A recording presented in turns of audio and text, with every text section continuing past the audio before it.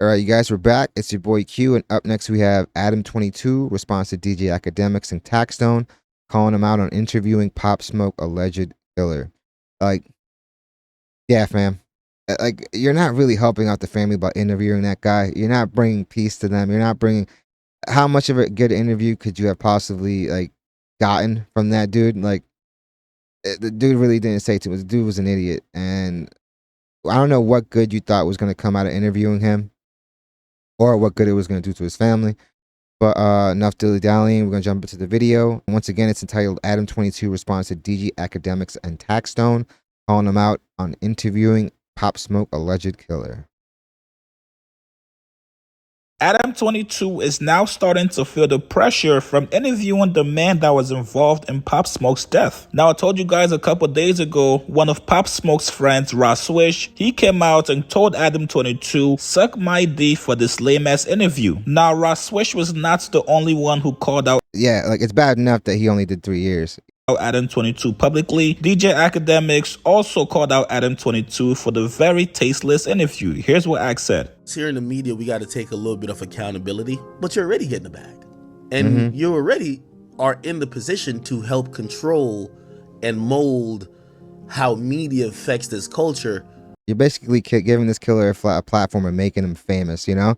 Like, this kid was a nobody, and he murdered somebody that people hold to a higher regard. Somebody that had a family, and you're doing it in a very tasteless way, and at the same time, it's like Ak said, like, dude, you're already up. I mean, the channel is going through certain like trauma, right? Should be above, right? Oh, facts. And again, Adam's my peer, so I ain't really taught. But it's these people that say content is content. He's proven time and time again, Adam22, that like he's willing to do whatever to get a buck. You know, like he's willing to do whatever. He's willing to destroy a relationship. He's willing to like crash out on somebody like live on stream, somebody that he considered a friend, and make fun of them and demean them and all that stuff on camera for like the clicks. He's destroyed like relationships with others by outing them when they probably didn't want to be outed. Stuff like that. Like, the dude is not beyond this. Like, I feel like he's kind of like taught us he's like this, and you got to be really, really careful, man. Like, really, really careful. Like, when you do stuff like that. Down on him, but I wonder if he knows the repercussions of what he's doing, right? When you interview Pop Smoke's killer, you basically tell and signal to the entire whole clout chasing generation. If I kill somebody, I can get this someone, platform, especially someone with become a name, famous. You have a platform. You murder, you rob, you do anything violent to. You have a platform and a safe haven to possibly get another type of clout or career. I think that's a dangerous precedent. A dude probably gonna drop a rap record pretty soon too. You kind of have to draw that line, right? It becomes slightly even more egregious when you realize, I think I paid for it. You know what I mean? So it's like, kill somebody in hip hop, a beloved figure, then gets paid to tell the story on a hip hop platform. Now you know you did something fucked up when even Taxstone from prison is telling you, bro, I'm not an angel, but god damn, bro, you are low for this one. According to Adam22, Taxstone was in his DMs calling him out for the interview. Now, every time that you ever need to go on a long-ass rant to explain yourself and why you did something, that's when you know you're wrong. Adam22, bro, nobody asked you for this interview, not Pop Smoke's fans, not the YouTube. Well, there's a reason why you were the only one. I don't think there was a bidding war to have him like come do an interview at all. Commenters, nobody learned anything new from this interview. The man that you interviewed refused to answer half of your questions. He only answered everything that was already public. You only took this interview for 2 reasons. You wanted to be the first platform to interview him for the clout, and also for the money that the interview and clips are going to generate. Here's Adam22's response back to Academics and Taxstone. You guys get in the comments below, do you guys believe Adam22? Does his response make sense to you guys? Nah, fam. He's trying to like validate why he did it. If you have to explain yourself that hard, obviously you did something wrong, and he knows it too. Obviously. Post your comments below. Subscribe to my channel, like this video, and I'll see you guys later, man. Okay, so I wanted to respond to some of the feedback about me interviewing Blockstar, Pop Smoke's killer. True definition of a culture vulture. I didn't do that interview because I don't care. That's what a lot of people seem to think, is that Adam just doesn't give a fuck. That's not the case at all. I did that interview because I thought that it was an important historical record of somebody who was involved in one of the most tragic, insane stories in rap history. I knew Pop Smoke. I was texting him for probably a year. You're doing a bad job of framing it already, bro. We spoke on camera for a couple minutes for Rolling Loud in 2019, like a few months before he passed. And I had a huge amount of respect for him. I'm not ignorant to what a gigantic... You're not, you may have met him in passing. You had 2 minutes on a call that you don't know this person at all. You're making it seem like this guy was like a dear friend, a dear homie. But obviously if that was the case, this interview wouldn't have gone down. But like, you're framing it terribly, fam. Impact he had on New York City. And I have nothing but respect for him and definitely did not want to, you know, enrage his friends or family. I actually wanted to do a piece of content that I thought they would be able to benefit from by having this conversation so that people could really like understand what goes through the mind of... It's not even like, dude, just looking at how that dude was like talking on social media and the antics, the cutting of like the ankle monitor, and just like he already, everything you saw in the interview, he was already portraying on social media. So it's like you got the same shit and all you got in return was backlash. Your platform isn't any more popular. It's actually probably more hated now, which is crazy, especially after the fact that you just went through like a whole upheaval of staff, firing like 80-90% of your crew and shows. Like, they're down bad. It definitely seems like him trying to fish for a moment, a viral moment, and he got it, but he got it in the wrong way, man. Somebody who's capable of doing something like that. I think if you watch the interview, it's pretty obvious that I wasn't glamorizing it, and that I was trying to have, you know, the tough conversation with him that I thought you gave him a platform situation warranted. I also think that like a lot of people seem to think that I'm the first person who's ever interviewed a killer, which is completely not true. You know, all kinds of people come to mind, but let's just go with the obvious example, Terrence Gangster Williams, who I had on, and like everybody else in the podcasting world has had on. He says that he's killed over 40 people. And I haven't seen like even one. Yeah, but both things could be wrong. You're still glamorizing. Maybe those people shouldn't get interviewed either. Single person say that I shouldn't be interviewing him. And I think the reason why is pretty There's obvious. People that say Pop Smoke, famous rapper, beloved. Who did Gangster Williams kill? Like 40 drug dealers / gang members that you... At the same time, man, like, the hood is the hood, the streets is the streets. Like, there's wars going down all the time. Like, Pop Smoke got killed senselessly. The dude said it himself. Like, he killed him only because there was too much movement, and he went and sold a watch for like $2K. Like, dude is the killer is an idiot, man. I don't think you were gonna gain too much insight from a person that was thinking like that. Members that you and I don't know. So it's kind of hard to like work up that empathy. But when you really look at it, I mean, O.J. Simpson did all these fucking trash. interviews. You're trying to validate everything. I remember when Vlad took a lot of heat because he interviewed Keefe D, who was, you know, it's like... There's a reason why Vlad is one of the most hated people in hip hop. Extremely analogous situation because Keefe D obviously was involved in one of the most famous murders of a beloved rapper of all time. And I thought that it was pretty impressive that Vlad stood on his principles and did that interview. The dude don't got principles. The dude sees dollar signs, and he's even said it in his interviews. Because it was an important story to be told. Just like No Plug, after he killed Bankroll Fresh, he went and did an interview with Vlad, and I thought that that was incredibly important. I thought it was Bro, if Vlad is who you're comparing, or if Vlad is who you want to compare yourself or your moral compass, go ahead and do it. You have every right to, and you're free to do so. But there's a reason why he's the most hated person in like hip hop, and you're a close second.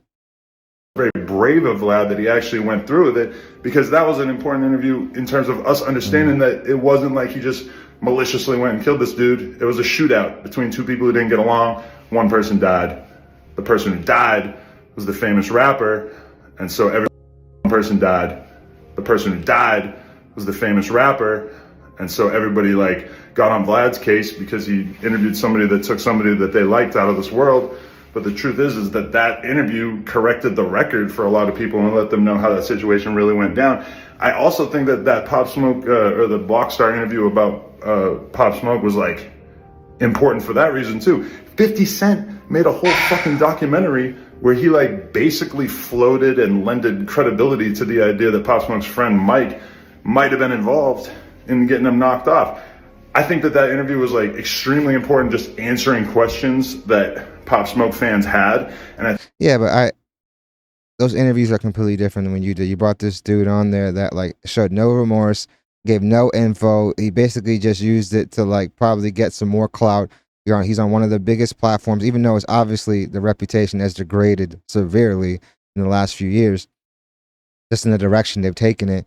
But like you're giving this dude this platform who it's not like he went and like served this like sentence where you can like kind of justify, all right, he made his penance, he's rehabilitated. He basically didn't care. He was like, people die every day, and like just the insensitivity obviously alone is enough to be like, why did you have this guy on there? You think that's helping the family? Come on, fam. Yeah, you scheduled and you recorded the interview. It doesn't mean you should have put it out. It goes to show you that for this dude, content is content, and now he's trying to spin it because of the backlash he's receiving. I think that those same people, like, they watch that interview and they feel mad and they don't really know what to do with that anger. But the truth is that piece of content, if you're a Pop Smoke fan, is like way more informative than anything else that has came out since he died. So to me, it was important to have a conversation. And I also, like, I knew at that time that he was going to go do the interview with somebody else if I didn't do it. So see, I felt like I was uniquely capable of having. No, basically, I'm not going to I want to get the first scoop. I want to get the debut interview. What did you really find out? Nothing. A fair conversation with somebody who may have done something horrible, but ultimately, at the end of the day, is a human being who came out of a fucked up environment. And I think that interview tells that story without glamorizing killing at all. I hope that nobody came away with that conclusion, because that to me you want to monetize it. Anyway, if you were offended by any of the clips you see, obviously, like, probably 1,000 times as many people saw the clips as saw the full interview. I encourage you to go see it, not just because I want to get my numbers up, but because I think it's an important thing to do to understand what exactly we did when we did that interview. And also, I care about one thing. I care about one thing more than anything else, and that's feeding the streets, giving the streets what they want. Freaking clowns. What are the streets? Obviously, the streets didn't want this. If not, you wouldn't be facing this type of ridicule and backlash for doing something so insensitive. Exactly. I mean, it's kind of a general term. I'm talking about like the people in the hoods. I'm talking about the gang members. I'm talking about the YouTube commenters. Man, cringy. There's a lot of overlap. So what they want to see is really what I'm trying to bring to the table. Mm-hmm. So, I see a lot of people who are. If it was the No Jumper like network, wouldn't be going through the issues that they're going through now. Kind of from outside the niche. If you knew what the streets wanted. Occupy, who seem very upset about this, but I know that on my side of things, everybody that I know was incredibly excited to see that interview. It was like one of the most. The people that you're paying, the people that like have a lot invested in having this relationship with you. Anticipated interviews of the year, because people find it interesting, it's newsworthy, regardless of if you even were invested in Pop Smoke's story. Anyway, that's why I did it. I think I did a great job. I can't take anything away from it.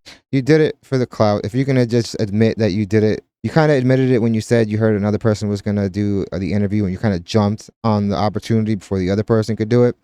Like, it seems like you did it for clout. You did it for like how like viral it would go, and it went viral for the wrong reasons. Really, really insensitive, fam. And now you're suffering the backlash. So me and Remo, we killed it. And yeah, I encourage everybody to go check it out. And finally, I just want to mention this one more time. It's a lot of picking sides. There's a lot of like, oh, I like this guy, so therefore this guy is bad. I'm just trying to be ideological. No, I don't even think that's picking sides. I feel like most people are generally like upset about the interview. Like, I feel like it was unnecessary, or they feel like it was unnecessary. Like, we didn't really get much out of it. Like, just the clips alone is all the context I need to know. Like, the dude basically said he really didn't care. He didn't it said he regretted it, but then was like, I don't regret it, and then people go every day, and this is just a common occurrence. Oh, I did it because he moved a little too much. Like, come on, man, it was definitely unnecessary. You said yourself he didn't really answer the things that you wish that he would have answered. At the end of the day, man, you messed up. You booked an interview and you released it knowing that it was like a trash interview, because if the common sentiment is that, like, bro, the dude really didn't answer much. He basically had this dude on there just to gain a platform, gain some followers, and none of this stuff is gonna help the family. None of this stuff is gonna help them grieve. Finding out like why and having the person show some type of remorse maybe might help, but there was like zero of that. You can't really like, what positive things are we taking from this interview other than the fact that you probably got like a nice check from it? It's like blood money at that point. I don't know. Yeah, but you guys let me know in the comments what you guys think. Do you guys think it was okay to like interview him? Like, what do you think he really got out of that? And yeah, when Ak is the one telling you, yo, like, you've messed up, like, you're messed up, fam. Definitely hit the like and subscribe button, guys. Does channel wonders. Thank you guys so much for the dialogues. And yeah, hope you guys love the video and hope to see you guys soon. Crazy. Even Tax was calling him out. Wild.